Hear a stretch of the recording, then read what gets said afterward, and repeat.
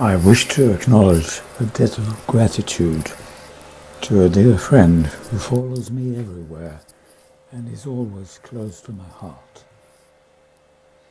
He's a bit shy showing himself, so I had to take an X-ray picture to show him. Here he is, my duodopa pump. This is my CV as a Parkinson patient. More or less par for the course. I am now here, 72 years old, and having had the diagnosis for 16 years. The first few years went by easily. They were even good years. But when we approached years 7 and 8, things began to be nasty. The problem was, above all, fluctuations. And I'll show you what they meant. Of course, we expect some fluctuations in effect if we take medication by pills, but when they start growing excessively large like this, then we have a problem. In the upper phase, the red phase, whether there's too much of dopamine, we get hyperkinesia, restlessness, and accompanying that an elevation of mood and loss of impulse control. Cognitive processing is faster, but also more impulsive and unsafe. And for all these areas, the opposite happens when there is a lack of dopamine. So, navigating these waters is very difficult. Finding the right way in these dire straits requires a lot of thought, both from the doctor and the patient. There are threats on either side, either that or that. Now in this situation we found this little gadget. Perhaps you've seen it before. It introduced an element of stability. The continuous flow of L-dopa meant also more emotional stability and more stable cognitive performance. I was interested in trying to show this last point in measurement. So I remembered that 5 years earlier, in 2011, I had designed and used a spatial working memory task.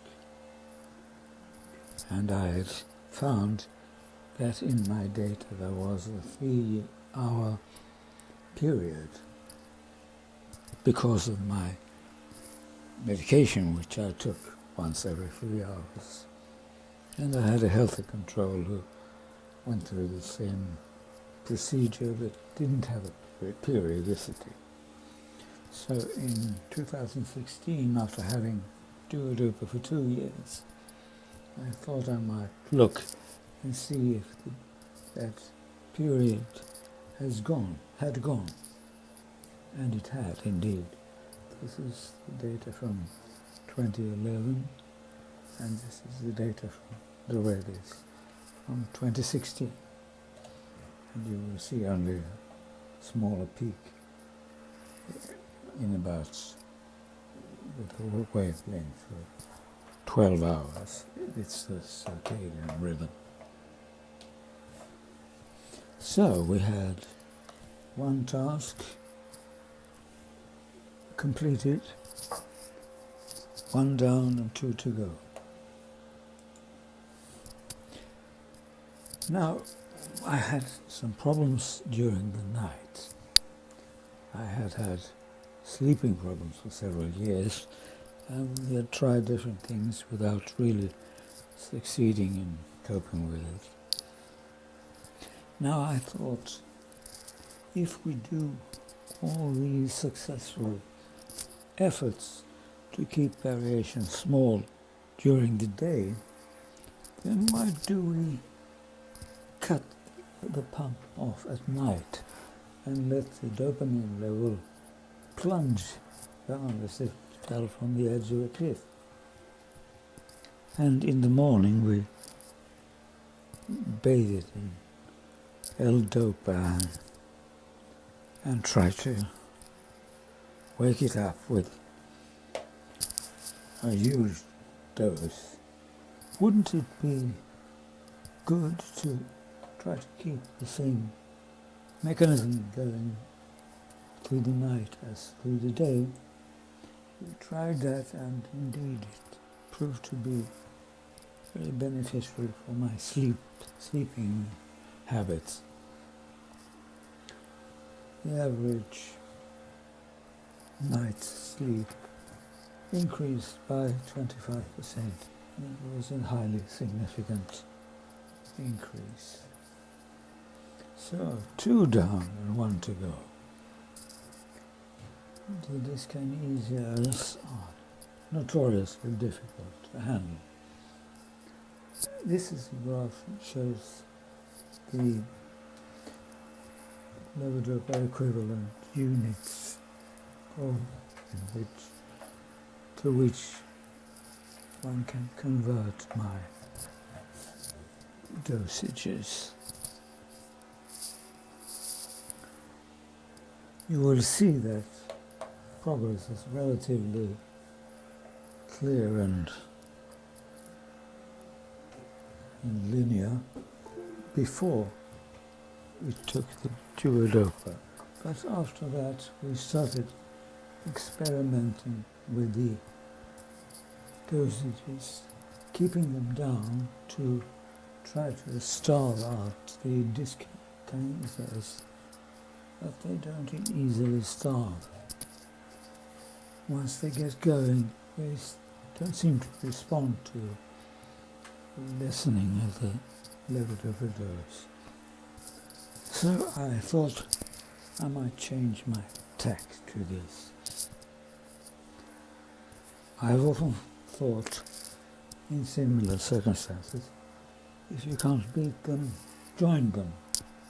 So can we start to like my dyskinesias, or at least tolerate them? I have 2 sorts of dyskinesias. The akathisia kind, which is, it literally means inability to sit down. Restless hands and restless feet. And the phenomenon called fidgeting. If you're not familiar with that term, I'll show you a good example of it.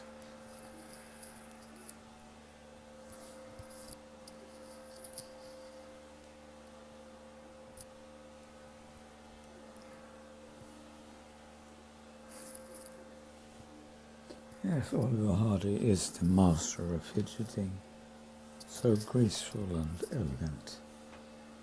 Then there are the choreatic movements, which are gestures run amok, gestures on steroids. In each culture, each person has a personal space where he can move his hands to make a point by emphasizing them. But if, especially in Swedish culture, this space is rather small, about 1 cubic foot.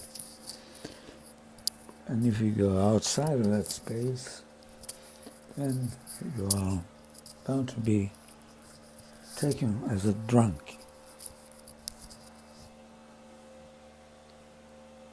So, one of the first signs of my illness was that my gesturing started to increase, and my students commented my lectures by saying that you looked so lively today. You were so engaged in what you were talking about. And one even said, you talk like a demagogue. Well, then I started to think, when does this happen? What does it correlate with? And the fact is, it correlates with interest and positive emotion. When I'm bored or tired or just not interested, then I don't make all these movements. So actually, it seems they have the same function as the dog wagging its tail. So I tell people in my environment, don't worry about my strange movements. You can take them as a compliment. And that's how far we are now. We can't say that we have solved this last problem, but we're working on it. So stay tuned. Thank you.